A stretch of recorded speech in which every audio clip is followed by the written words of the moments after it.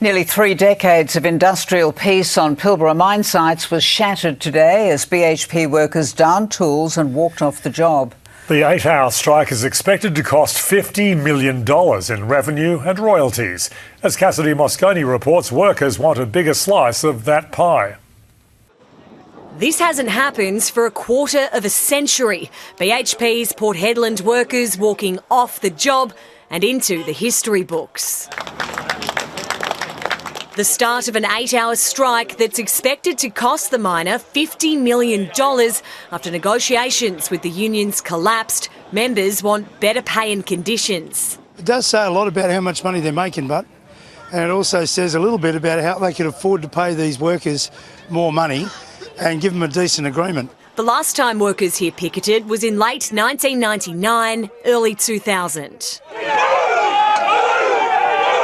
What began on these Pilbara picket lines has spread to hit BHP across the country. Today's action looked a little different.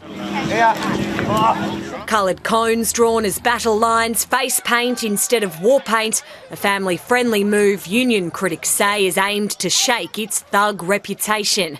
Danny Tamati has been in the industry for more than 3 decades. She says conditions on mine sites have come a long way. Absolutely horrendous. 109 guys, 9 women, 2 young kids on the first mine site that I went to, and you're basically stuck on that mine site for three months. Now in mining recruitment, she says retention is more important than ever. Could be pay, it could be their roster of choice at the time, but what are the reasons why people are leaving their organisation? We've got new competitors emerging, and this sends a signal that perhaps Western Australia is no longer the best place to develop that commodity. The iron ore that is in the Pilbara is not going to magically pick up and shift overseas to another country. Workers are expected to head back to work at 10 o'clock tonight before heading back to the negotiating table on Tuesday. And Cassidy Moscone joins us from the newsroom with the latest. Cass, we're halfway through the strike. What impact has it had?